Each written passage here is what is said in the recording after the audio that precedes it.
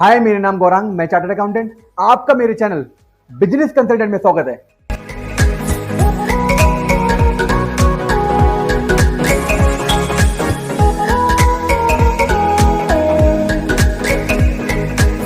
ये वीडियो आपके लिए बहुत ही इंटरेस्टिंग होने वाला है। आपको ये वीडियो लास्ट तक देखनी है।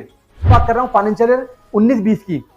अभी भी आप अपना टैक्स जीरो या मिनिमम लेवल तक कर सकते हो। यदि आपकी ग्रॉस टोटल इनकम, जो आपकी अनलिमिटेड सोर्स ऑफ इनकम से इनकम हो रही है, यदि वो 5 लाख से ज्यादा है, आप उसको जीरो, अपने टैक्स को जीरो और मिनिमम लेवल तक कर सकते हो। कैसे? मैं आपको कुछ इन्वेस्टमेंट की लिस्ट दे रहा हूं।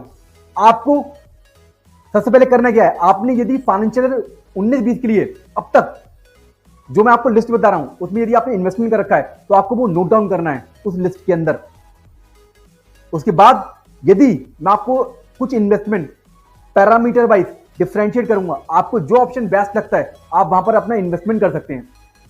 सबसे पहले मैं आपको बताता हूं कि आपने क्या इन जगह आपने इन्वेस्टमेंट या आपने एक्सपेंस करे हुए हैं, तो आप नोट डाउन करिए। क्या आपने, आपका पीएफ कटता है पूरे साल का, फाइनेंशियल 19-20 का आपका जो पीएफ कटता है उसकी अमाउंट को आपको लिखना है इस लिस्ट के अंदर। इसके बाद क्या आपने नेशनल सेविंग सर्टिफिकेट में अमाउंट डिपॉजिट करा हुआ है, नेशनल सेविंग सर्टिफिकेट आपको वो नोट डाउन करना है। क्या आपने पीपीएफ, पब्लिक प्रोविडेंट फंड में आपने अमाउंट डिपॉजिट करा हुआ है, उसको आपको नोट डाउन करना है। क्या आपने इक्विटी लिंक्ड सेविंग स्कीम में आपने अमाउंट डिपॉजिट करा हुआ है, उसको आपको नोट डाउन करना है। क्या आपने नेशनल पेंशन स्कीम में अमाउंट डिपॉजिट करा हुआ है, उसको नोट डाउन करना है। क्या आपने एफडी 5 साल की परचेज, 5 साल वाली टर्म वाली परचेज कर रखी है, उसको आपको नोट डाउन करना है। क्या आपने सुकन्या समृद्धि अकाउंट में अमाउंट डिपॉजिट कर रखा है, उसको आपको नोट डाउन करना है। क्या आपने सीनियर सिटीजन सेविंग स्कीम में अमाउंट डिपॉजिट कर रखा है, तो आपको उसको नोट डाउन करना है। ये मैं बात कर रहा हूं फाइनेंशियल 19-20 के। पूरे फाइनेंशियल 19-20 में क्या आपने ये सब इन्वेस्टमेंट कर रखे हैं? इसके अलावा यहां पर इसी लिस्ट में नीचे आप देखिए, क्या आपने होम लोन ले रखा है? होम लोन, घर बनवाने के लिए क्या आपने होम लोन ले रखा है? उसका जो प्रिंसिपल का अमाउंट है पूरे फाइनेंशियल ईयर का 20-21 का, उसका आपको टोटल करना है यहां पर। क्या आपने एलआईसी ले रखी है, लाइफ इंश्योरेंस पॉलिसी, अपने बच्चे की, अपनी वाइफ की, तो आपको उसको नोट डाउन करना है। अब इसका आप टोटल कर लीजिए, क्या ये 1.5 लाख तक है? यदि 1.5 लाख से कम है, आप अपने ऑब्जेक्टिव, पर्सनल ऑब्जेक्टिव के अकॉर्डिंग वो इन्वेस्टमेंट आप कर सकते हो। अभी आपके पास टाइम है 10 से 15 दिन का। आप अपने टैक्स को कम या मिनिमम, या तो आप अपने टैक्स को जीरो या मिनिमम लेवल तक कर सकते हो। तो हम लोग सबसे पहले, इसके अलावा सबसे पहले हम लोग स्क्रीन की तरफ चलते हैं। आइए स्क्रीन की तरफ चलते हैं। मैं आपको कुछ इन्वेस्टमेंट पैरामीटर वाइज डिफरेंशिएट कर रहा हूं। आपको आपके ऑब्जेक्टिव, आपके पर्सनल ऑब्जेक्टिव के अकॉर्डिंग आपको जो इन्वेस्टमेंट बेस्ट लगता है, आप वहां पर अपना पैसा इन्वेस्ट कर सकते हैं। तो आइए हम लोग स्क्रीन की तरफ चलते हैं। ये आप देख सकते हैं पब्लिक प्रोविडेंट फंड में। यदि आप पब्लिक प्रोविडेंट फंड में अमाउंट डिपॉजिट करते हैं तो आपको 8% रिटर्न मिलेगा। हाईली सेफ है क्योंकि बैक्ड बाय द गवर्नमेंट है। फ्लेक्सिबिलिटी लो है क्योंकि आपका पैसा ब्लॉक्ड 15 साल तक रहता है। टैक्स फ्री है, इसकी ग्रोथ जो है वो भी टैक्स फ्री है। पोस्ट ऑफिस और बैंक से हुआ ये। यूनिट लिंक्ड इंश्योरेंस प्लान, ये आपका मैटर करता है रेट ऑफ रिटर्न आपके पोर्टफोलियो पर, कि आप इक्विटी में जाते हो, डेप्थ में जाते हो, तो उसके अकॉर्डिंग ये जो रिटर्न है 8 से 10% हम मान के चलते हैं।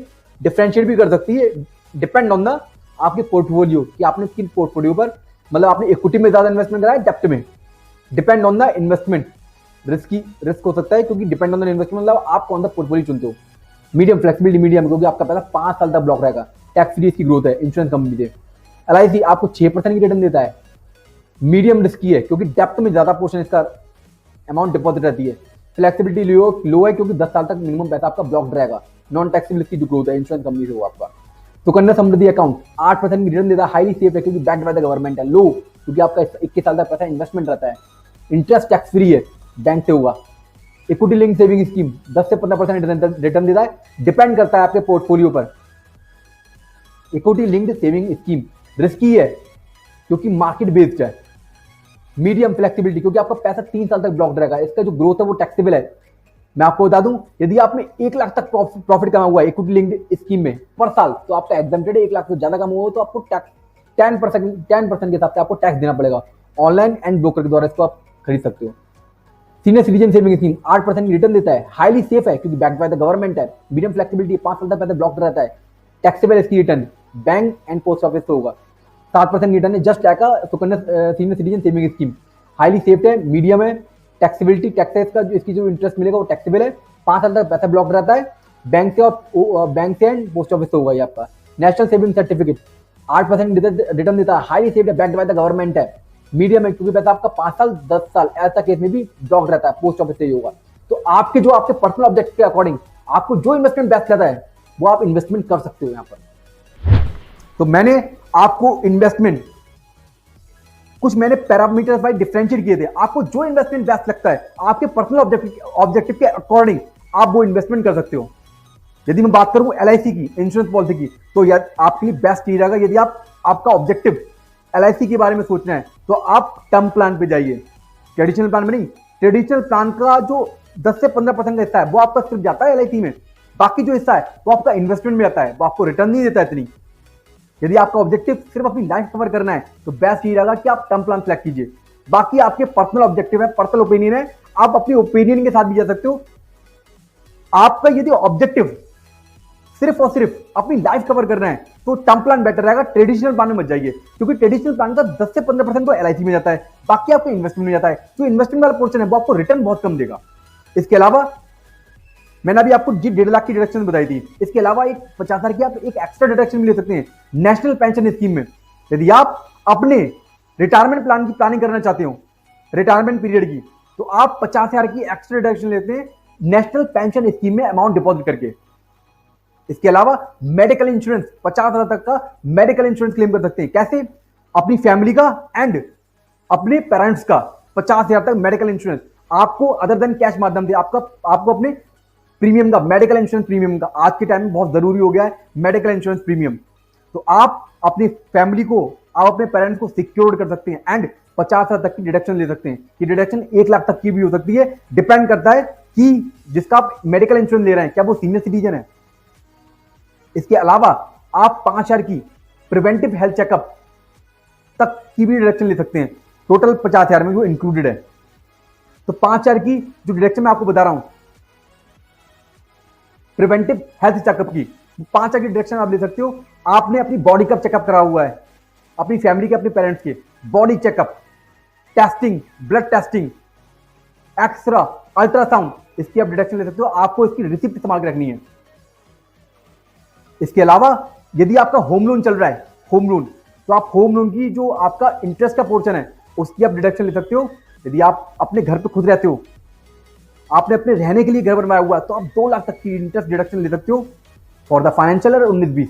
तो मैंने आपको कुछ डिडक्शंस, कुछ इन्वेस्टमेंट बताए थे। आपको आपके पर्सनल ऑब्जेक्टिव के अकॉर्डिंग जो इन्वेस्टमेंट बेस्ट रहता है आप वो इन्वेस्टमेंट में अमाउंट अपने डिपॉजिट कर सकते हो। आपके पास टाइम है 10 से 15 दिन का। आप अपनी टैक्स प्लानिंग कर सकते हो, अपने टैक्स को 0 लेवल तक लेके आ सकते हो या मिनिमम लेवल तक। एक चीज मैं आपको और क्लियर कर दूं, आपकी जो ग्रॉस टोटल इनकम है, अनलिमिटेड सोर्स ऑफ इनकम जो आपकी है ग्रॉस टोटल इनकम, उसमें से आपने जो फाइनेंशियल ईयर 19-20 है, आपने जो अब तक present investment and expenses allowed and eligible, मतलब आपका होम लोन का प्रिंसिपल एंड एजुकेशन फीस अधिकतम 2 बच्चे तक, यदि मैं घटा दूं उसको, gross total income minus investment and expenses, home loan, education fees, ये सब आप घटा दो, यदि आपका टोटल इनकम 5 लाख तक आ रही है तो टैक्स तो 0 है। यदि आपकी प्रेजेंट स्थिति ऐसी है तो टैक्स सेविंग करने के लिए, टैक्स को सेव करने के लिए इन्वेस्टमेंट करने की जरूरत नहीं है। बाकी आप अपने पर्सनल ऑब्जेक्टिव के अकॉर्डिंग जो मैंने आपको इन्वेस्टमेंट बता रखे हैं, डिफरेंशिएट कर रखे हैं, आप कर सकते हो, लेकिन टैक्स सेविंग करने के लिए इन्वेस्टमेंट करने की जरूरत नहीं है, क्योंकि 5 लाख तक टोटल इनकम यदि आपकी 5 लाख तक हो रही है तो टैक्स 0 है।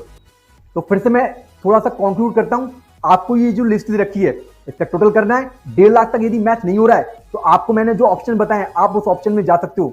एक चीज और, यदि आपका ऑब्जेक्टिव अपनी वेल्थ क्रिएट करना है और आपको टैक्स सेविंग भी चाहिए तो आप इक्विटी लिंक सेविंग स्कीम में अमाउंट डिपॉजिट कर सकते हो। इक्विटी लिंक सेविंग स्कीम में that is the best option, equity link saving scheme, यदि आप टैक्स सेविंग भी करना चाहते हो एंड वेल्थ भी क्रिएट करना चाहते हो।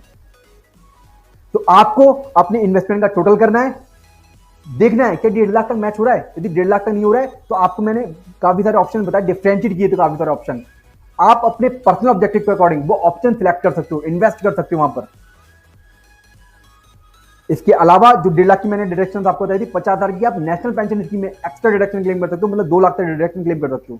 इसके अलावा 50,000 तक की मेडिकल इंश्योरेंस क्लेम कर सकते हो। इसके अलावा 2 लाख तक की आप इंटरेस्ट जो आपने होम लोन लिया हुआ है उस पर जो आपका इंटरेस्ट है 2 लाख तक का actual interest 2 lakh which ever is less आप क्लेम कर सकते हो अपनी आईटीआर में, इनकम टैक्स रिटर्न में। अपने टैक्स को मिनिमम लेवल तक कर सकते हो या 0 लेवल तक, क्योंकि 5 लाख तक फॉर द फाइनेंशियल ईयर 19-20 यदि आपकी टोटल इनकम 5 लाख तक रहती है तो टैक्स 0 है। तो इसी तरीके से हम लोग जीएसटी से रिलेटेड, इनकम टैक्स से रिलेटेड एंड फाइनेंशियल नॉलेज आपको अपने चैनल पे हम देते रहेंगे। तो प्लीज मेरे चैनल को सब्सक्राइब कीजिए, बेल आइकन पे क्लिक कीजिए जिससे कि नोटिफिकेशन सबसे पहले आप तक पहुंच सके।